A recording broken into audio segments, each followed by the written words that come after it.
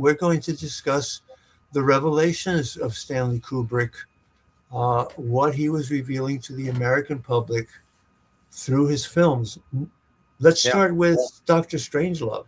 Dr. Strangelove revealed. I love that movie, and I've always known as a kid that was way more truth in that than people wanted to admit. Right. Well, let me just say this. He revealed that both the United States and Russia, or I prefer to say Soviet Union, the Soviet Union and the United States had already devised artificial intelligence and had turned national policy over to the direction of artificial intelligence. And the other one is the caricature of Dr. Strangelove. That was a caricature of Dr. Henry Kissinger. Yeah, who was, I've met Dr. Kissinger once, and I was asked why I didn't kill him, but that's a different story. That's a different story. We don't want to get into that. Right. Yeah. Anyway, but no, he's a very nefarious person. So yeah, and by the way, Vivian was actually in 2001. She was actually the little girl on the call with Haywood Floyd from when he was in orbit around Earth. I don't know if you knew that. So. Oh yeah, I remember her. She was in it. She was in the movie. I was saying how so many things that he showed in that film. We're living that scene that Vivian was in right now. Yeah. When she was talking to her dad and asked him, he says, "What do you want for your birthday?" And he says, she says, "I'd like a Bush baby." So, it's a very memorable part.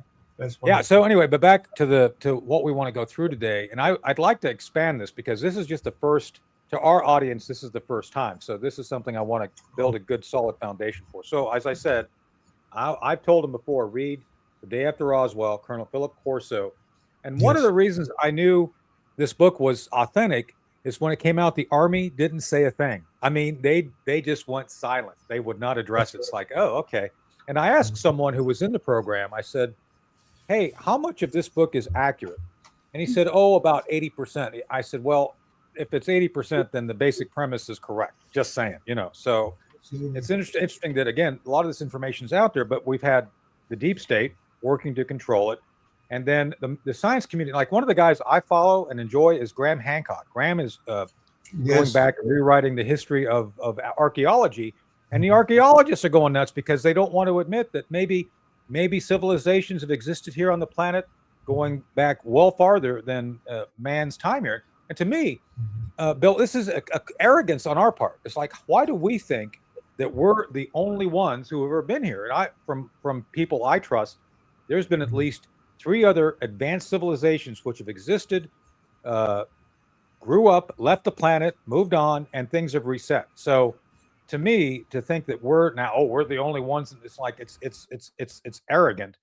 And I think it's inappropriate for people to just kind of be so close-minded about things. But again, the deep state is trying to convince of that, right? They've tried to keep this focus on this. Yeah.